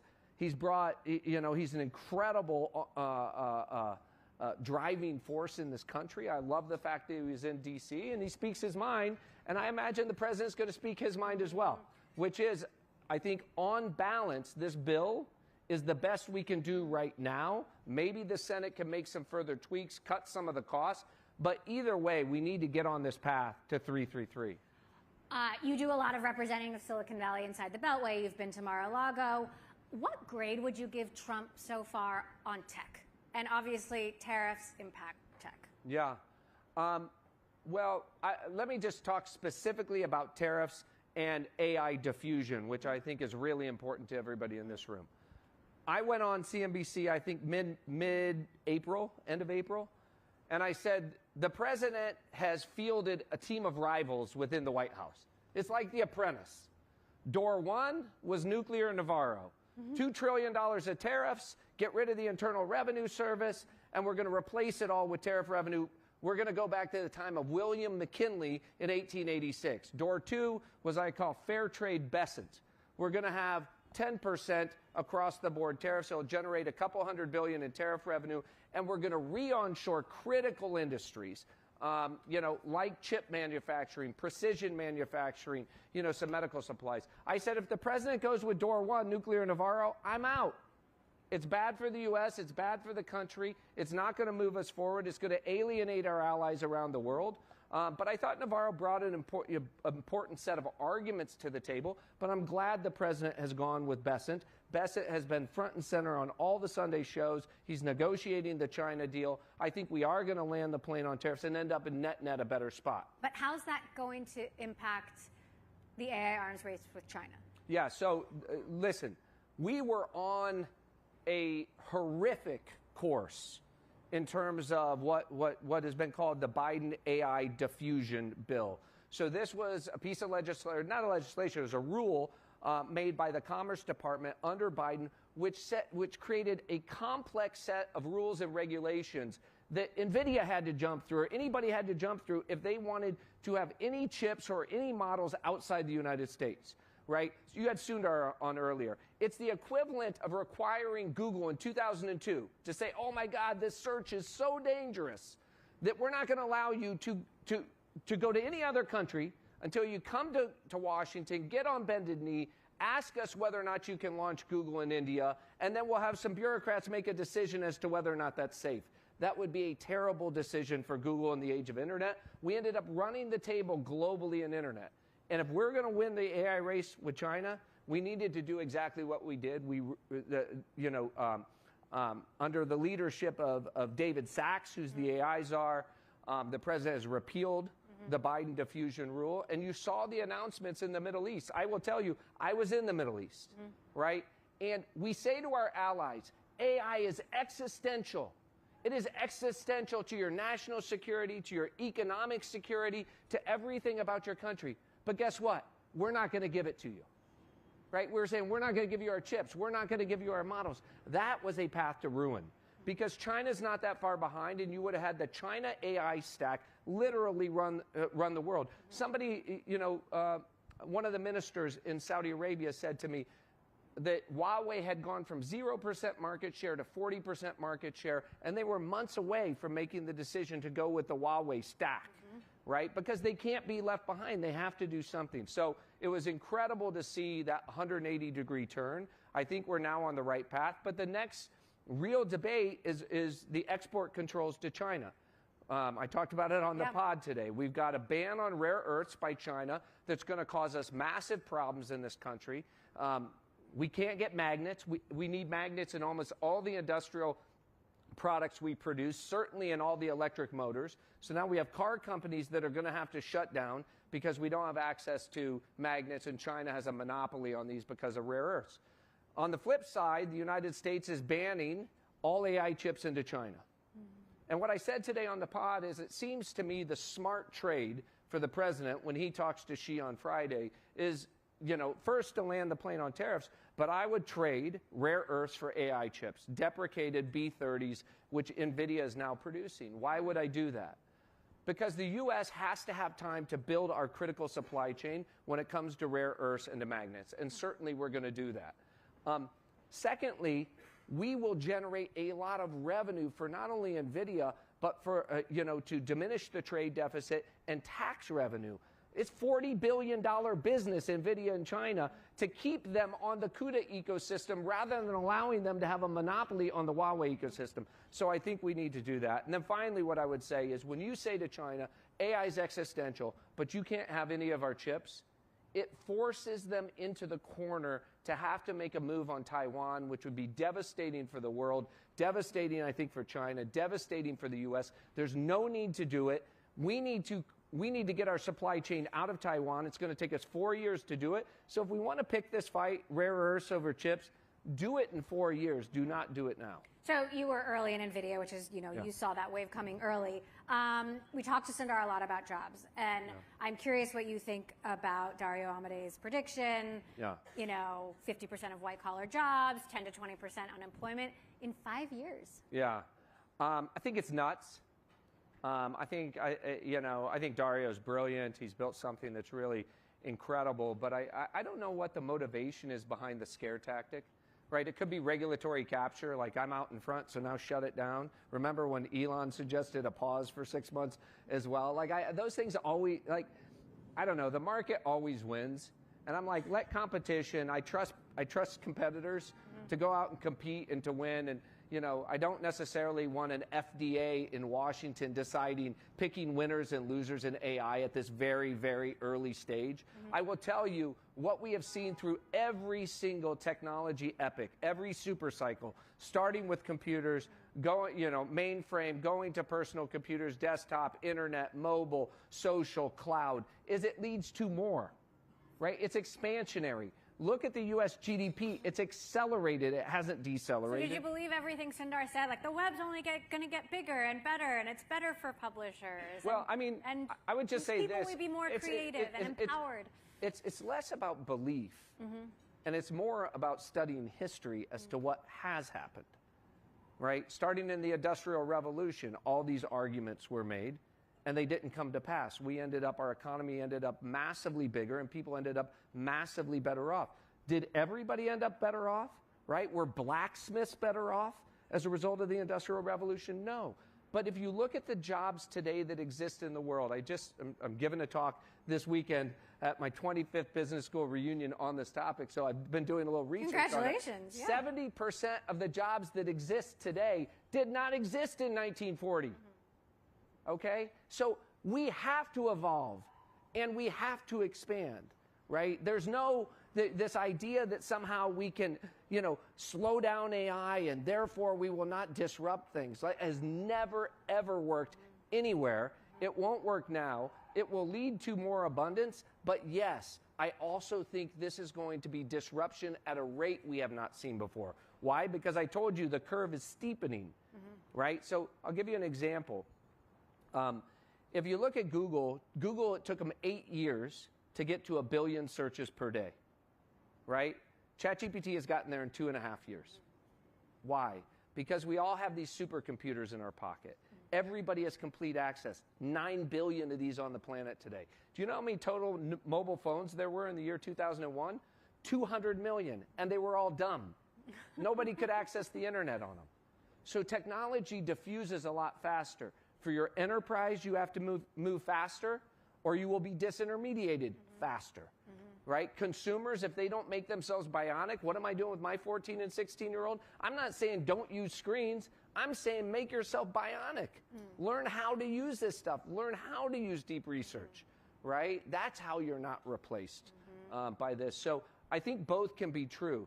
The rate of disruption can be bigger than we saw in prior super cycles, but it can also lead to more abundance. It will not lead to more abundance if we build walls around America and try to keep us from exporting any of this, the nuclear Navarro walls equivalent in technology. That would set us way back. We would lose share to the rest of the world. So you've made a lot of money in the public and private markets.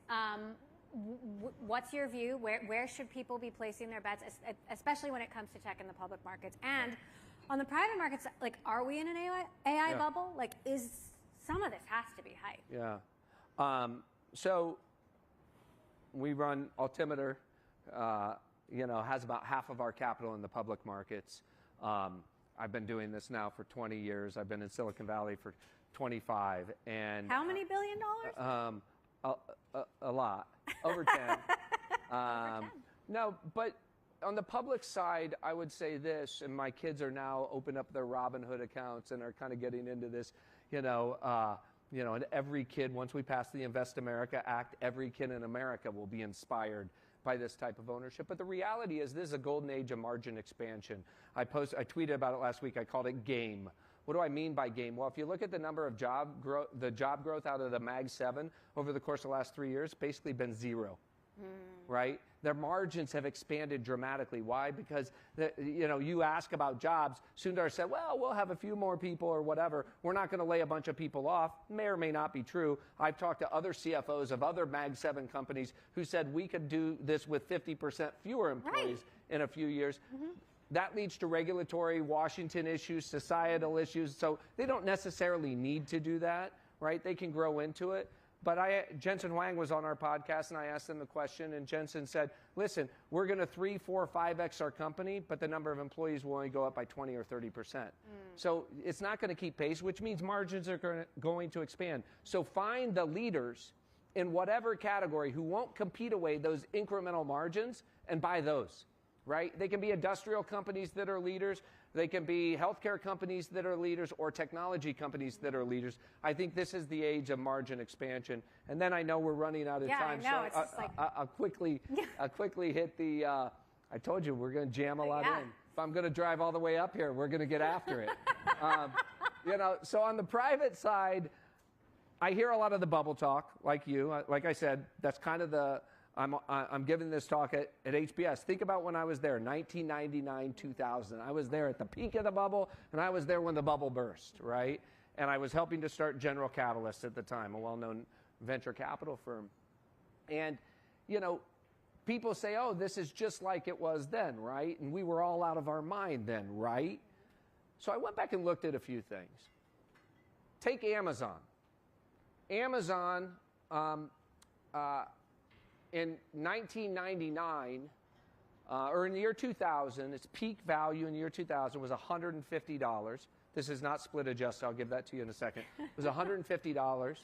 Henry Blodgett, when it was $150, called Amazon 400, his price target 400. And remember, this man would be ridiculed off Wall Street for making this call, because the stock went from $150 to $20 by the end of the year, right? That's where it crashed. On a split-adjusted basis, okay, where is Amazon today relative to that $150? It's up 200x. Where is it relative to where it was in December of 2020? Up 1,000x. Yeah. Okay? So the conclusion for my classmates is we were dreamy-eyed, we were a little bit naive, and we overestimated where the world was going to be in 3 years because it took a long time to get these in everybody's pocket. But we dramatically underestimated where the world was going to be in 20 years. It's way, way bigger than any of us ever dreamed. It's way bigger than Henry Blodgett dreamed, and he was run off Wall Street for it. And I think that's the moment we're living in now. This is a profound moment. The world will look dramatically different in 20 years. It happens slowly, and so you don't think it's so different. So no bubble. Is that what you're saying? I would say this. There are certain things that are going to be overvalued. There's going to be creative destruction at this moment in time, just like there was then.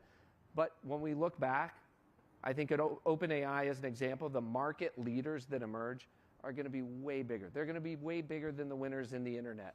Why? Because when you get machines to think for you, they're no longer just dumb calculators giving you blue links, right? When they actually give you answers and start doing things for you and booking the hotel for you, right? And answering questions for you and being tutors and being therapists and doing all this, the value is immense, right?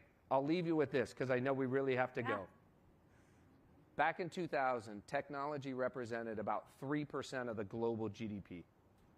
Today, it represents about 15% of global GDP, right? Global GDP is over $100 trillion. So I ask you, when we're sitting here in 10 years, is technology as a percentage of global GDP still going to be 15%? Or is it going to be more? It's going to be a lot more. I don't know how much more, right? Maybe 20%, maybe 25%, maybe 30%. I would argue it's accelerating. Its penetration and importance is accelerating. You cannot be an automotive company today without being a software, AI, and self-driving company. You're going to be totally disintermediated, and it's both exciting, but it's exhausting. It's scary, even for those of us who sit. Like I said to a good friend the other day, like this is the moment where you're like, ignorance is bliss. Like there is a weight and a responsibility. I interact with Sam or Jensen Huang or all these guys. There is a weight and a responsibility of this moment that I think is bigger and weightier than any moment we've lived through. But, listen, this place is an amazing country. I think we have the best system on the planet. We will evolve our way through it.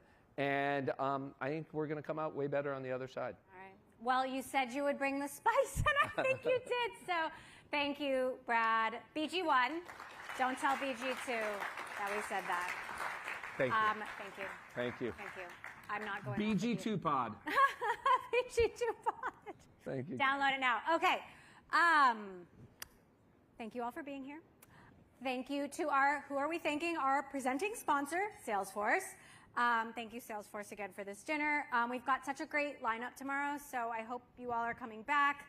We've got the CEOs of Uber and Crusoe and Perplexity and chatbots and robots, and I'm actually going to be doing a live taping of The Circuit with Jennifer Doudna, Nobel laureate, who invented gene editing, just a little thing.